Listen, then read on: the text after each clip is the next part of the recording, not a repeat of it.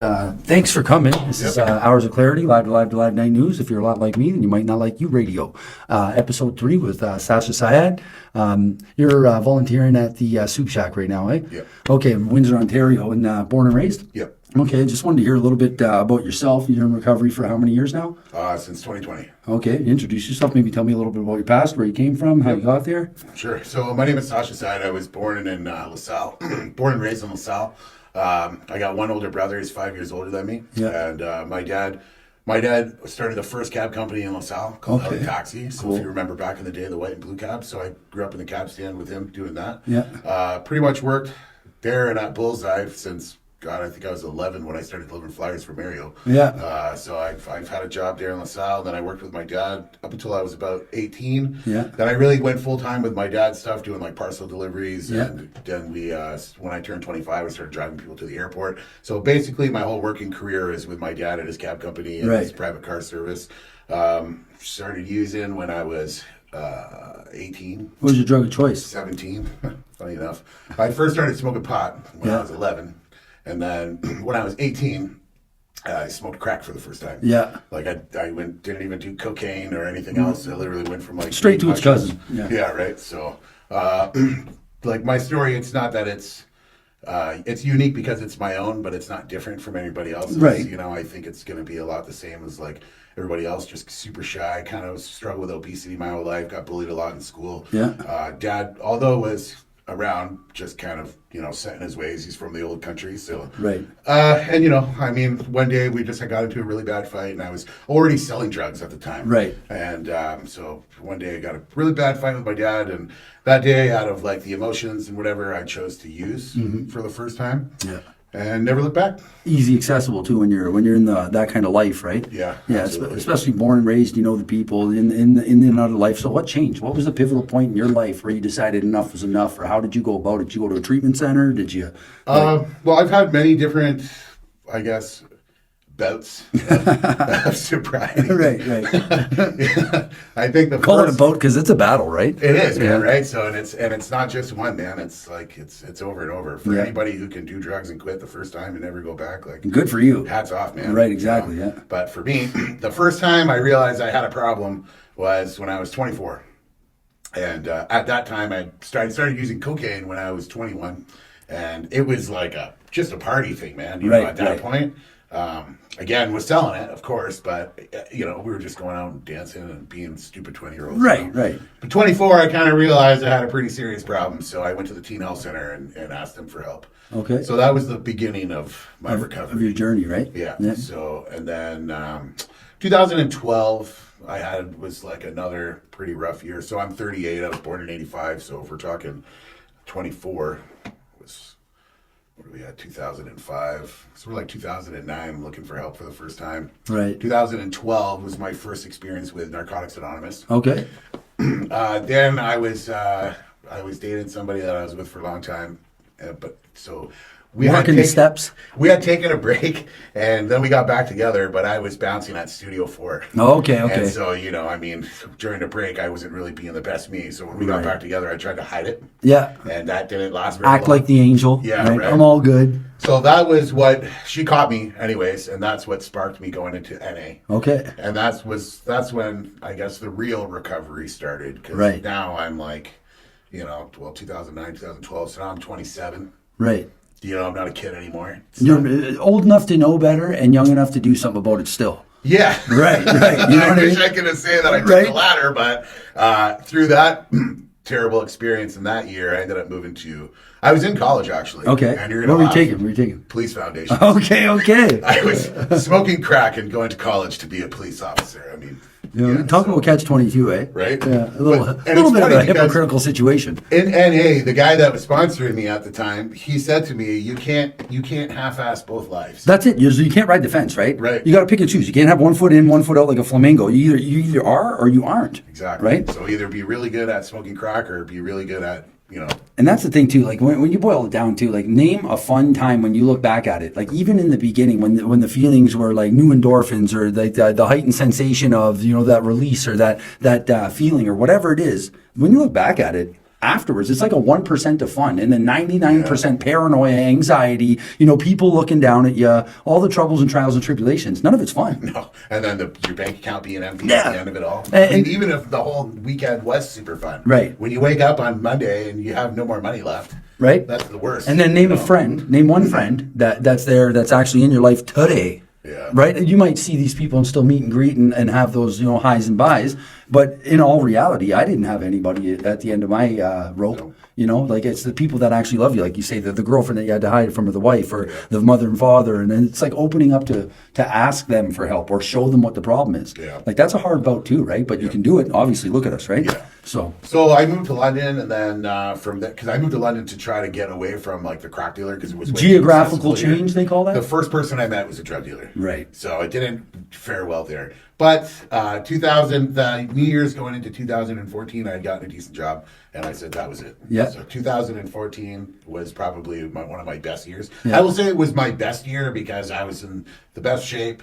I was Yeah. playing hockey. I was sober. I didn't smoke cigarettes. So it's like Lots hobbies, of money in the working bank. out, working, Yeah. and then also following your recovery plan. So it's like you have people in recovery, like-minded individuals, probably during that time, right? Yeah, I was still actually, when I moved to London, I was going to NA meetings. It was Right. like one of the first things that I did because it was, something familiar. Yeah.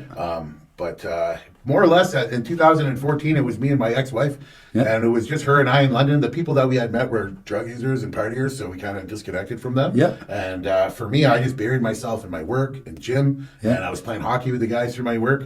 So I was playing hockey literally 4 days a week. I was working out 7 days a week. Right. And You got no time for nothing else. no. So in a way, that's a program that you're working for your lifestyle. Yeah, but it didn't work.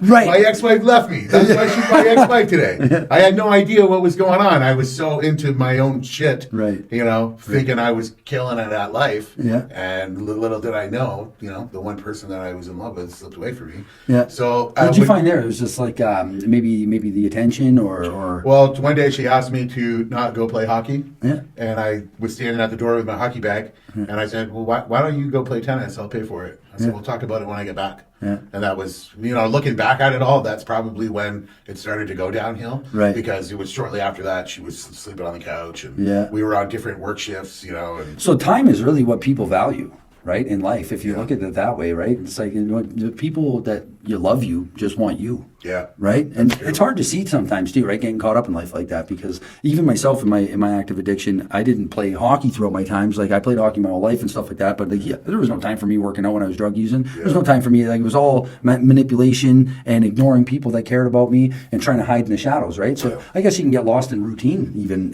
right? Oh, big time, addicted to routine or addicted to your lifestyle, thinking that it's okay, right? Yep. So I'm sorry to hear that, but. Like, what happened after that? Like, did you go back into recovery or? Like? Well, so what happened is one day I went to go write my border exam. Okay. To be a border officer. Yeah. And I went to go spend the night at my cousin's in Toronto. When I came home, everything was gone. Oh. She had emptied the apartment. We had been fighting though. Like there was other stuff that led up to that, so she left, but I didn't have no idea. When I asked her what was going on, she said, and I'll give her this credit, she didn't want me to be messed up for my exam. Right. So she played it off like everything was. Let you get through your schooling. Yeah. So when I wrote the exam and I got home, everything was gone. It took me 2 days to lose everything. Man. To completely just give up on everything. I had tons of money saved up. I was doing really well. Had a good job. And I think that 2 days after, I got 2 bottles of rum. Yeah. A half an ounce of cocaine. And out off my you door, went. And that was actually... when I woke up, my mom was at my apartment. My apartment was trash. I woke up on the bathroom floor in a puddle of vomit.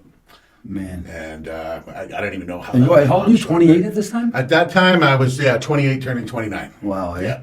So that's and then when my mom said, "Do you want to come home?" I said, "No. Like I can do it myself. I'm going to live my life here. I'm here." So. Yeah, then 2000, that was mid-15, so for the rest of 15, and all of 2016, well, in January of 16, I beat up one of my friends at a house party very badly. Yeah. And that was literally the anchor that got stuck to my ankle that dragged me to the bottom. Right. I had gotten arrested. I had also gotten in the same week a job at a car dealership. That, Okay. I was my first experience in sales, but that's what I do now. Right. So that's what taught me that I'll be good at sales. But Yeah. in the interview, I had a broken hand. Oh my goodness. And they're like, "What happened to your hand?" And I'm like, "It got stuck in the door. It Oh my broke." goodness. Lie after lie. Right? Yeah, man. So I'm lying my way through life here at this point, and they found out that I was lying because they deferred me to local police when I did my background Right. check. And the guy said to me, Why don't you would've- just tell us? Tell the truth. Yeah. If you would have told the truth, we would have kept you." You know what they teach me here in recovery at Brentwood? We can work with honesty. Yeah. If you're honest, we can work with it. That's it, man. Yeah. And that's it. So from there, I kind of pissed my whole life away in 2016.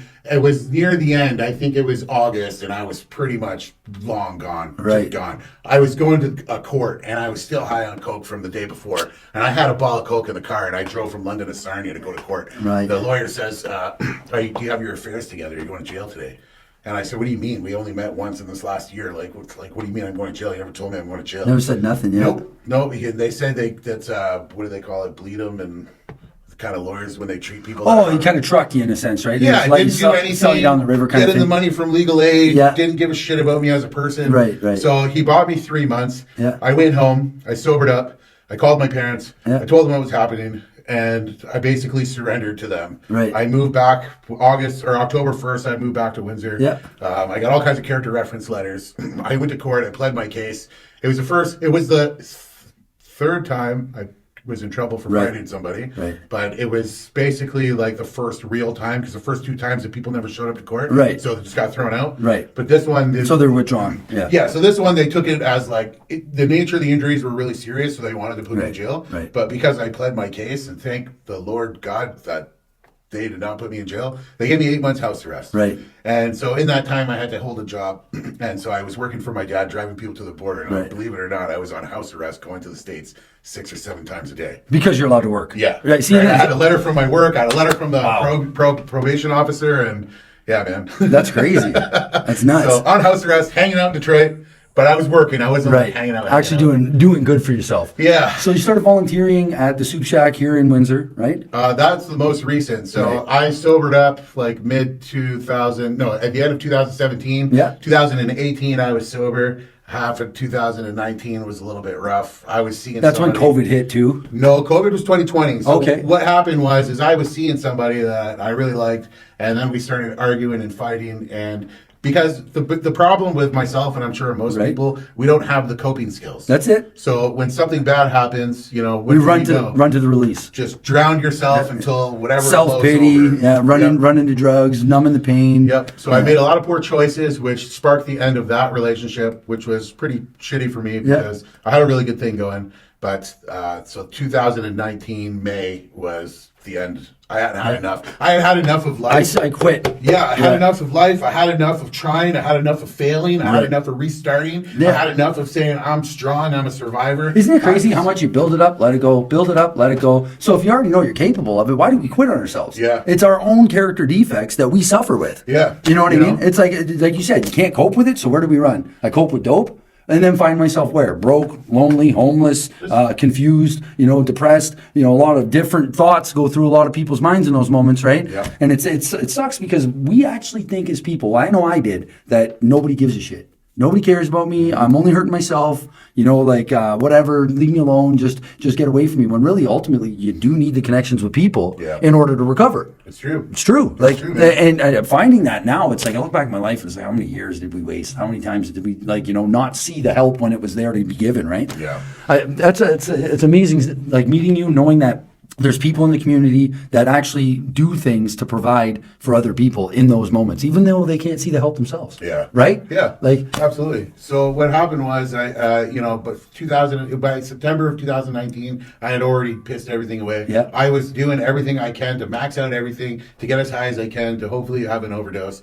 Then September of 2019, same thing happened. I don't know what happened. I was getting high for I think I was on day 4. Yeah. And I went to bed. I woke up. My stomach was hurting. I was going back and forth to the bathroom. The next thing I know, I woke up hunched over my bathtub. Wow. Blood coming out of my nose, my mouth, my ears. Fucking Wow. I was just puke, shit, piss everywhere. you almost died. Yeah, I don't know what happened because the cold water was running in my bathtub. I don't remember any of this. I may have turned it on at some point. Something, yeah. I was on the toilet. And I just What were you remember using feeling at this dizzy. point? I was smoking crack. I was just smoking. That's crazy, eh? Yeah, You might have even had a small stroke or something. I don't know, man. Yeah, I don't yeah. think so because I don't Right. have any symptoms of a stroke. Yeah, You know, yeah. that went by unless I got lucky. Yeah. I thought maybe it was a heart attack or my heart stopped. Right. You know, but All in all, that's nuts. yeah, I had a whole experience too, man. I mean, I was really high on drugs, but Yeah. I swear I saw like my guardian angel in my mind's eye. Yeah. I had my sleep mask on and I was in bed, you know, Yeah. going nuts. And I remember thinking, all right, man, just chill. Everything's going to be okay. And Yeah. I heard this voice look in the back of my head, you know, like Yeah. outside, but behind me. Yeah. And it was a woman's voice that said, "You're right, Sasha." It said my name. And I was Wow. like, what the fuck's going on Got here? some chills. Yeah. So, and then, you know, then finally, like 6 hours later, I wake up, I'm having all these things, and I wake up hunched over the bathtub. Why am I alive? Why the hell Right. was it cold water running? Right. I don't know. And I don't believe in this. I'm not a mumbo jumbo. There's a meaning or a guy. purpose, though. Something. There has to be. something, man. Yeah, you know. I agree. So then, like everybody has the way they feel about 2020. So that was in September. You know, that was kind of when I called my parents again and said, "Look, man, I'm not dying. I've already maxed out everything. I have nothing left. Yeah. I need help again. I want to live. Yeah, not even that. It's just I need help at this point. Yeah. Whether I survive or not, I didn't care. But Yeah. I knew I couldn't keep doing what I was doing. That's right, yeah. So I surrendered to my parents. My parents helped me out again, thank God. And 2020 happened.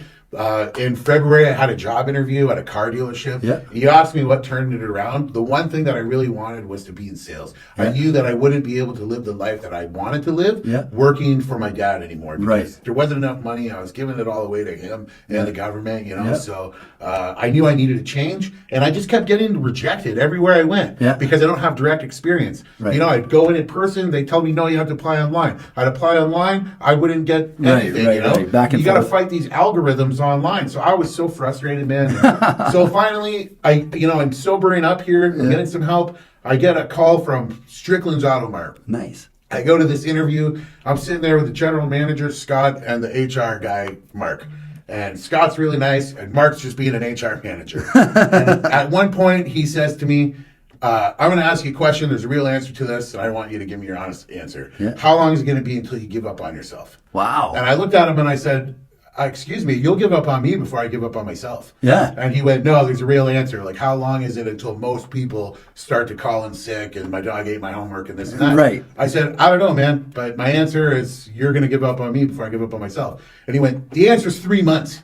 And I was having enough of him in the interview. So I looked at him and I said, Mark, have you ever been homeless before? Right. He said, nope. I said, have you ever been addicted to drugs? Yeah. He said, no. I said, have you ever eaten food off the ground or out of a garbage can? Right. He said, no, I can't say that I have. I said, well, I have. Yeah, I've And been down that road. So you're going to give up on me before I give up on myself. And I said, I don't even want this job. And I got up to walk away. And the general manager asked me to sit down.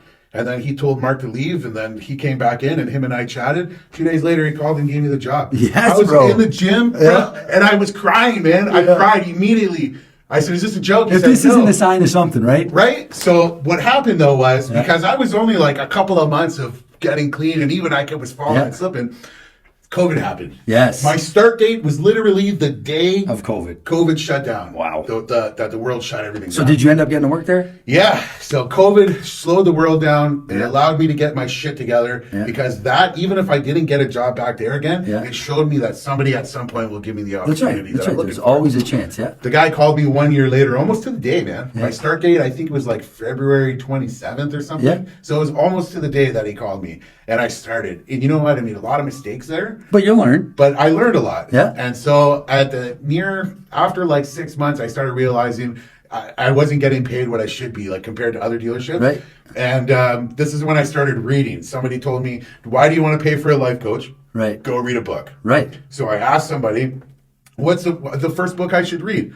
And somebody said, go read Think and Grow Rich. Okay. So I said, okay. Self-help book? Yep. Yeah. Well, Think and Grow Rich, man, is like the book to go Okay, to. It okay. teaches you all about your mindset, teaches you how to make goals, teaches you how to achieve your goals. Like everybody says you can put your mind to something. Yeah. This book teaches you how to actually So put do your that. mind to it. Right. You know, you want to be the CEO of a company. Right. You can do it if you put your mind to it. But how are you going to nobody control tells you those steps? Right. This book does. So when I was looking for the book, I saw the 10 times rule. And Grant Cardone, if you know Grant Cardone. Nope, never heard of him. He's also a drug user turned car dealership. Now he's this multi-real estate mogul, billionaire. So turned his life around. Yeah, huge success story in his life. So he was one I was really attached to because of the same story, right? So I saw his book, and I saw this book right next to it. So I grabbed both. I read his book first. Yeah. And a lot of the stuff he said in there is he just started to believe that he can do better and put his mind to this. And he's trying, and he believed in himself, and he knew what he wanted. So similarities in your path compared to the books and his, yeah? Well, I read his book from 2015. It was written. Okay. And then after I read this other book that was written in 1921. Yeah.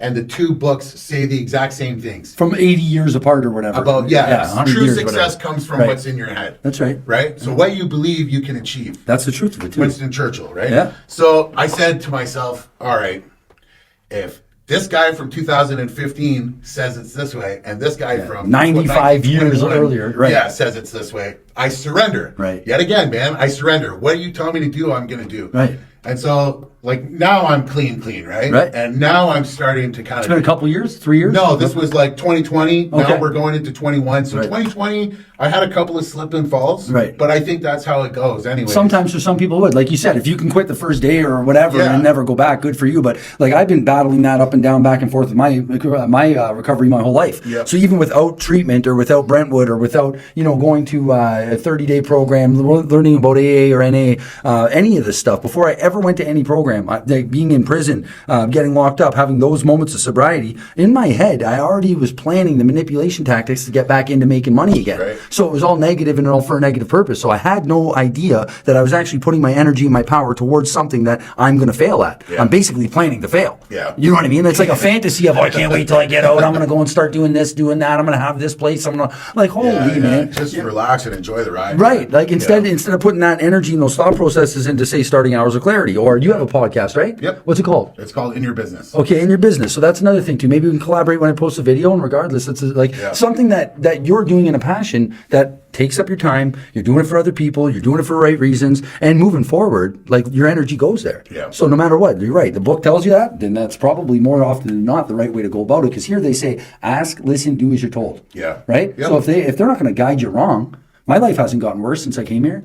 It's only gotten better. The problems that I've had and brought to them, they've only slightly gotten better at Brentwood. Yeah. You know what I mean? So like I can't say anybody in recovery, like if I ask you, hey man, listen, this is what I want to go do, and it's a negative thing, you're gonna be like, what are you doing, buddy?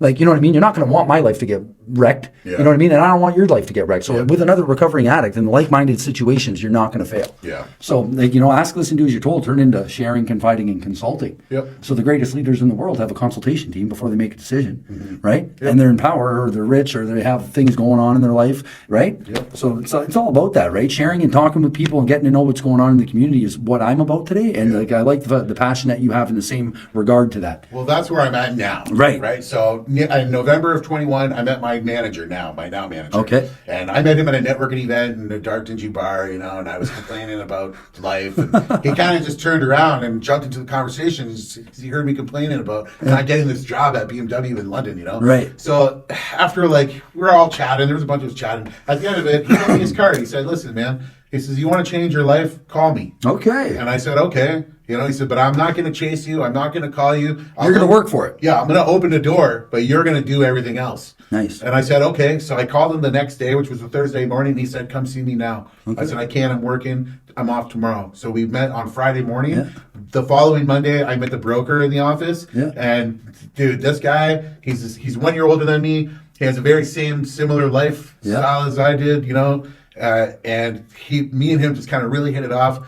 And dude, I never looked back. So That's when amazing. I started with these guys, I'd already made a lot of mistakes, at Strickland's. Yeah. So I'm doing things different. And you know what, man? I had a lot of bumps, not with drugs, but just in life general, not making money, not understanding, thinking I'm not good enough, all the same shit going on that would throw me out the door and, end me up in some dope house. Yeah, wherever you run to, you're bringing yourself with you. But these people, man, people that I work with really made the effort to show me what they see in me that I couldn't see. So they're giving you compassion, giving you a chance. Yeah. Yeah. So now, amazing. And where is it? Where's this place? It's called Mortgage Suite. It's a mortgage broker. Okay. So I started there in November of 21, and by the end of 2022, I said, okay, I'm starting to understand this. You know, there's things that I got to do that are going to open up more doors for me. Right. So I said, I'm going to start a podcast so I can have a reason to meet new people, and I'm going to do community service because that book, a part of it, giving one of the back. pillars of success is giving back. That's right. So now I'm finally in a position where, you know, I'm understanding everything. I have the free time. So I wanted to start giving back. So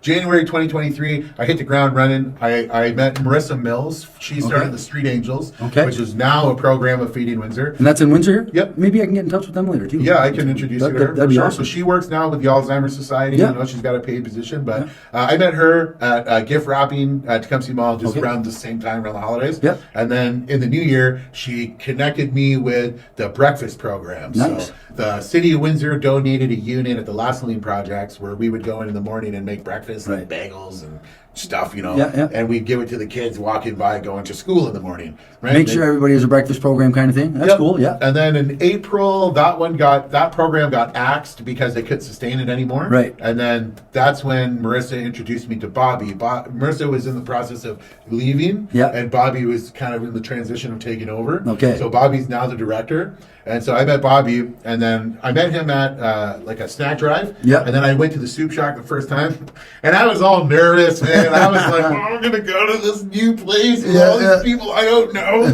So I was all nervous, and I get there, and, you know, I'm a pretty big guy. People are kind of attracted to that. So everybody's like, hey, man, who are you? You're the new guy. Hey. And it's like, oh, man, this is cool. A lot easier than you trick yourself thinking that, right? Yeah, we always do that. Yeah. So at the end of the night, Bobby says, hey, man, I got to go out of town for work for a week. Can you run the soup shack? Nice. I'm going to tell you what I do. We'll write it down. Can you mind taking care of it for the week? Sure. Man, so much. For that whole 10 days, I pretty much did everything he did until the last few days when some of the other volunteers started picking up the slack. And then he came back and, well, not slack, but they started taking care of some of the stuff. He came back, and we and him have been like tight ever since. What's his name? Bobby Riem. Bobby Riem. And he's the owner, the manager there? He's the director. Director, so okay. It's like, it's a volunteer program, right? It's a nonprofit thing. So he's the director. So that whole experience connected me and him, and then I've been with him ever since. So perfect. So, and another thing too, the PayPal link via PayPal, if any donations come in that are going to be going towards the soup shack, purchasing food or other items that the homeless or the needy people need, regardless of wherever they direct the purchases to go to, any donations will be going towards the soup shack to help Sasha and what's your friend's name? Bobby Riem. Bobby Riem. Thank you. Anyways. Yeah. So throughout that, that was the start of 2023. I started doing the breakfast program. Then I met with him, and I started to really get into like the whole community thing. So in May, Marissa taught me how to do a campaign. Yeah. And so we did the shoe campaign. Okay.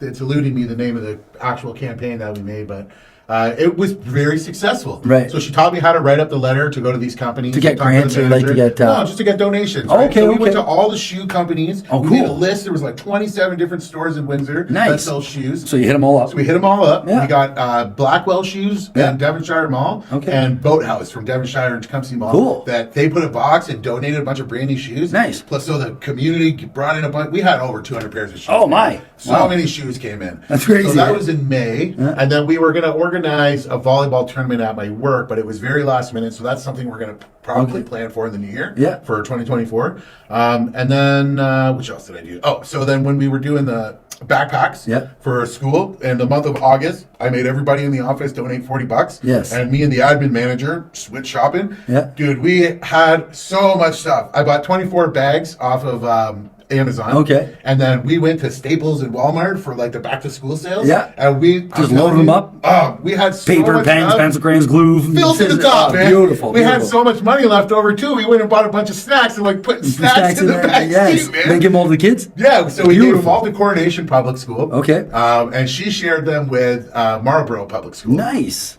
So through that campaign, the principal of Marlborough contacted me to thank me. Oh, beautiful. For the backpacks. Yeah. So I said, hey, man, like, and at this point now, my work delegated me to be the community outreach representative. Nice. So I'm literally the community outreach rep in my work. So you get to go and talk to people and get... Yeah, I organize campaigns. Yeah. I do most of the work for them, so like, so the next one we're going to do, I don't know if we're going to do it or not. We're going to talk about it in the new year, but we're talking about sponsoring a couple of families for Easter dinners. Beautiful. Doing like dinner baskets, That's the type of thing like Brentwood, they have the Christmas turkey donation donation thing. I forget what they call it, but people have been donating money for families and buying turkeys for them and stuff like that. Right? Does it Yeah, too, yeah. It's just, and that's we were doing the Goodfellas thing out on the streets. Newspapers? Yeah, newspapers. We did.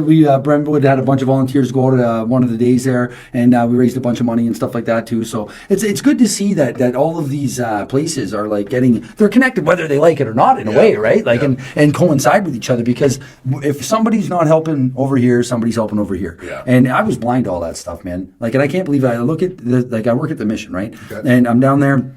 And I see what's going on, and you got to have compassion for the people, and even to try and help somebody that doesn't see it, it's almost like fruitless in a way. Yeah. But in a sense, you just got to be there for them. Yeah. You just have to, like. And you know what, man? Like, to that, Until they see it, man. Yeah, So, I've had thank yous. I've had people come back and say, you don't treat us like cattle. A guy said to me, Yeah. you know what I mean? As they're coming into the warming station and stuff like that, and like I was like, well, like what? Like just caught off guard, right? Because it's like, well, people are people.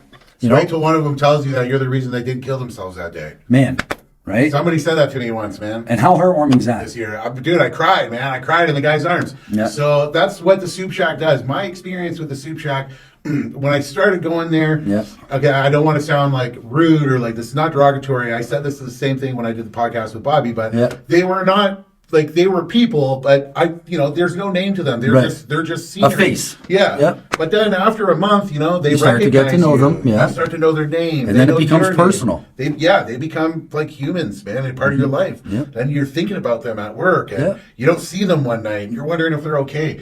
And so, but right around the time that I met Bobby, I was having this experience where I live next door to a Tim Hortons. Yeah. So whenever I'd go to Tim Hortons for coffee in the morning, there's a homeless person at the entrance. Right. There's one at the speaker box. Right. There's one at the exit. They're all begging, and they're in your window. Yeah. And it would make me angry and sad, and angry and sad. Yeah. But it would ruin my whole day. Right. So I called my psychiatrist one day, and I said, I don't know what to do, man. I'm fucking depressed, man. I'm Yeah. going to work crying in my car. I see these people. I don't want to live around these people. I don't want to see them. There's nothing.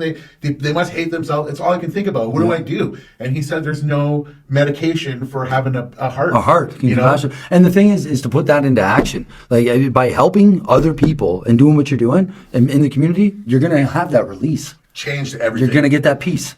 Changed everything. Right? So it's about Everything. putting something into action. I could sit at home all day and think that, what's the point? You know what I mean? I don't have to go and do that, Yep. or I don't need to get involved. And I could just sit at home. Sure. Yeah. And the day will go by. Regardless, the clock is ticking. We're not getting our minutes back. You can't go to Walmart and buy it on a rollback. So how you spell love is time. Giving these people your time, showing them that you care for even 10 minutes, like you said. You're the reason I never killed myself. Yep. Like, how deep is that, bro? Yep. So Right? that's the experience I'm getting from there, man. Is it changed That's the way I amazing. see them? It changed the way I feel about them. Yeah. Like in my building, you see them in the garbage. Yeah. Before you would get angry, I'd want to hurt them. But, Or something. You Like, know, get the you fuck get out of here. throw them Yeah, out yeah, physically, yeah. Like, We've but all had I don't those have moments. that anymore. Right. Now when I see them, it's like, hey man, like, Do you need anything? Can you move along? Like, Yeah. can you not make a mess? Or hey, you try and generally they're all pretty nice, Yeah. right? So that and man, you want to talk about staying clean, man? Trying ways to stay clean. Go and sit with them and give And them see. soup and Right. spend the 2 hours with them. Spend the Service. time and Service. just listen to them talk and look at them and pay attention to them. There was one day where something happened and I was in a position where I was trying to help a friend, but my friend was using at the time, and I'm like sitting there and he's using and I'm going, man, you shouldn't be doing this. And then I'm like, okay, maybe I got should it. sit here and get high with the guy because I feel bad for the guy. Right. So at that point, I said, sorry, bud, I got to go. And I just got up and left. Recognize your trigger, recognize your sign. Yep. Yeah, I listen. drove straight to the shack, went straight to Bobby. Like I grabbed the guy. Talk to him and about I it. said, man, I almost used. And so then by the end of the night, I was Do you see completely out of how myself. tricky and cunning that is? Right? You want to help somebody, so no good deed goes unpunished, or the road to hell is paved with good intentions, right? You know what I'm saying? Like, put yourself in a position of, and then at least you recognize that sign, felt that feeling, and dipped. Well, man, like, another thing, too, that keeps me clean today is I have so many responsibilities now. That's what I was just trying to get out at the beginning when we were talking, is like, you have to do all these things, so your time and your routine, but it's about other people for you now, too, right? Exactly. So you're including that. Before it was about you, hockey, your routine, working out, going to work, and then it's like, those things seem to distance themselves with connection with people. Yeah. Now you include other people, right? Yep. And look at you go. That's it, man. Proud of you, man. So that's kind of my whole journey. And like today, where I'm at today, the one thing that I really want to make light of is that like you can get sober no matter how shit your past was. Listen, in 2019, I tried to kill myself 9 times with fentanyl. And it didn't work. I wasn't smoking fentanyl because I wanted to get high on it. I wanted to die because I had lost 12 friends that year to overdoses. And I thought that's The numbers are insurmountable. Oh my God. That's crazy. There's been 4 people dead at the shock just this year since I started it. Yeah, man. We had 14 overdoses throughout, I think it was the past month. I don't think anybody was lost, but it's just a repetitive thing, right? And to get that out to the community, like to reduce the stigma of what these people are looked at like. Yeah. Like they're not just drug addicts.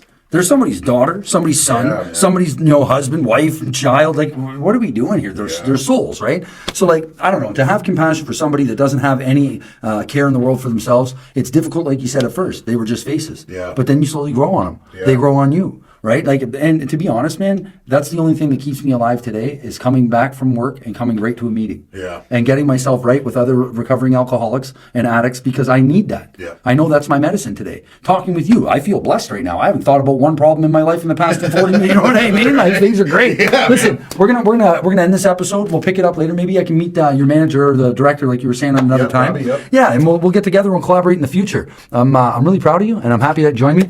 It's a blessing. Cool, man. Thanks. Appreciate it. Appreciate that.